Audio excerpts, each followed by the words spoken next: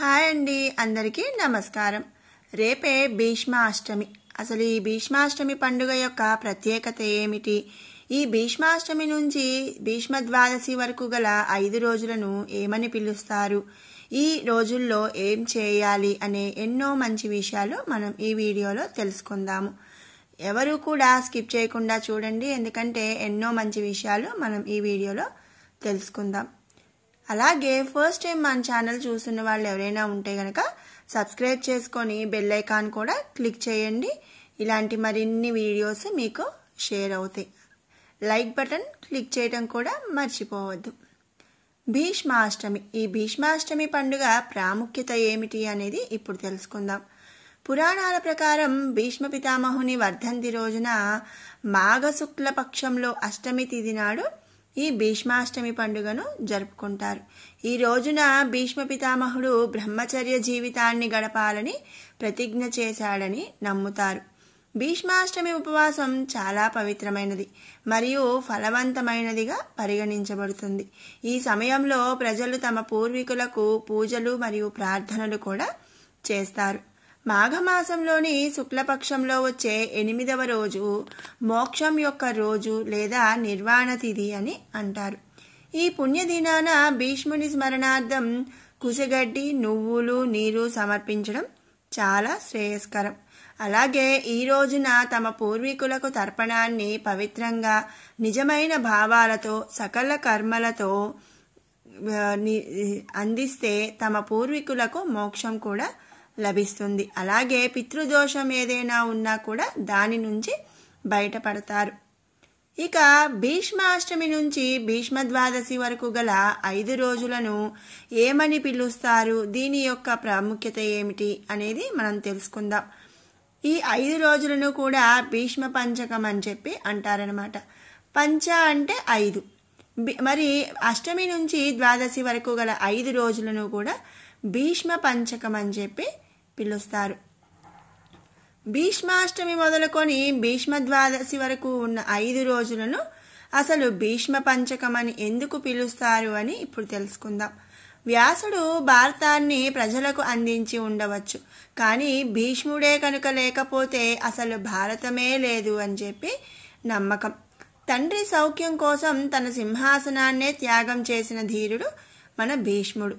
తన ద్వారా కలిగే సంతానం వల్ల ఆ త్యాగం ఎక్కడ పొల్లు పోతుందో అన్న సంశయంతో ఆజన్మాంతం పెళ్లి చేసుకోను అంటూ భీష్మ ప్రతిజ్ఞ చేసిన ధీరుడు ఈ భీష్ముడు. భీష్మునికి తను కోరుకున్న సమయంలో తనువు చాలించగలిగే వరం ఉంది. తనువు చాలించడం అంటే మరణించగలిగే వరం ఉంది. అందుకే ఆయన మార్గశిర మాసంలో అంపశయ్య మీదకి చేరుకున్నా కూడా ఉత్తరాయణ పుణ్యకాలం వచ్చే వరకు కూడా వేచి ఉన్నాడు. ఉత్తరాయణం ప్రవేశించిన తర్వాత అష్టమి రోజున తనని ఐక్యం చేసుకోమని ఆ కృష్ణ పరమాత్మని వేడుకున్నాడట. భీష్ముడు జీవితం యావత్తు పరిపక్వంగానే గడిచింది. ఇక తన మరణం సమయంలోనూ తన విశిష్టతను చాటుకున్నాడు ఈ కురువృద్ధుడు భీష్ముడు. తనను చూసేందుకు అంపశయ్య వద్దకు వచ్చిన ధర్మరాజుకు రాజనీతిలోని సారాంశమంతా కూడా బోధించారట. పాండవులతో పాటుగా ఉన్న కృష్ణుని వేణోళ్ల స్తుతిస్తూ విష్ణు సహస్రనామాన్ని పలికారు భీష్మ పితామహుడు. అలాంటి భీష్ముని కొలుచుకునేందుకు ఆయన నిర్యాణం చెందిన తరువాత వచ్చే ఏకాదశి భీష్మ ఏకాదశిగా జరుపుకుంటున్నాము. మరి భీష్మ ఏకాదశి జయ ఏకాదశి అని కూడా పిలుస్తారు. ఈ రోజు మొదలుపెట్టిన ఏ కార్యమైనా సరే విజయవంతమవుతుందని ఓ నమ్మకం కూడా ఉందన్నమాట. అందుకనే ఆ పేరు. ఇక భీష్ముడు భారతీయులందరికీ పూర్వీకుడే. ఆచార్యునిగా భరతవంశంలోని ఆది పురుషునిగా ఆయన మనకు స్మరణీయుడనమాట. అందుకే ఈ రోజున ఆయన తర్పణాలను విడవాలని కూడా సూచిస్తారు. భీష్ముని తమ పూర్వజునిగా భావిస్తూ ఎవరైతే ఆయనకు తర్పణం విడుస్తారో వారి పాపాలన్నీ కూడా దహించుకుపోతాయని మన పెద్దలు చెబుతున్నారు. ఇక రథసప్తమి నుంచి సూర్యుని తీక్షణత పెరుగుతూ వస్తుంది కాబట్టి బహుశా మరి ఈ సూచన చేసి ఉంటారని కూడా చెప్తూ ఉంటారు. ఇక భీష్మాష్టమి మొదలుకొని భీష్మ ద్వాదశి వరకు గల భీష్మ పంచకం అని పిలుస్తారనమాట. ఈ 5 రోజులు కూడా భీష్ముని వ్యక్తిత్వాన్ని తలుచుకుంటారు. భీష్ముని జీవితం నుంచి ప్రేరణ పొందేందుకు ఈ 5 రోజులను కూడా కేటాయిస్తారు. మనం తరచూ వినే వ్యక్తిత్వ వికాస తరగతులకు ఏమాత్రం తీసిపోని ఆచారం ఇది. ఇక పైగా భీష్మ ఏకాదశి నాడు ఉపవాసం ఉంటూ విష్ణు సహస్రనామాలను జపిస్తూ భగవద్గీతను పఠిస్తూ భీష్ముణ్ణి గనక తలుచుకుంటే సాగే క్రతువుతో మనిషి వ్యక్తిత్వమే సాత్వికంగా మారిపోతుందని చెప్పి మన పెద్దలు చెప్తున్నారు.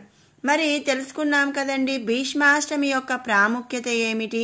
అలాగే ఈ 5 రోజులు అష్టమి నుంచి భీష్మ ద్వాదశి వరకు ఉన్న 5 రోజులను ఏమని పిలుస్తారు, మరి ఈ రోజుల్లో ఆ 5 రోజుల్లో ఏం పని చేయాలి, ఏం చేయాలి అనేది మరి మీకు ఈ వీడియో నచ్చినట్టయితే లైక్ చేయండి, షేర్ చేయండి. అలాగే మరిన్ని అప్డేట్స్ కోసం మన ఛానల్ని సబ్స్క్రైబ్ చేసుకోండి. Thanks for watching. మరొక మంచి వీడియోతో మళ్ళీ కలుసుకుందాం.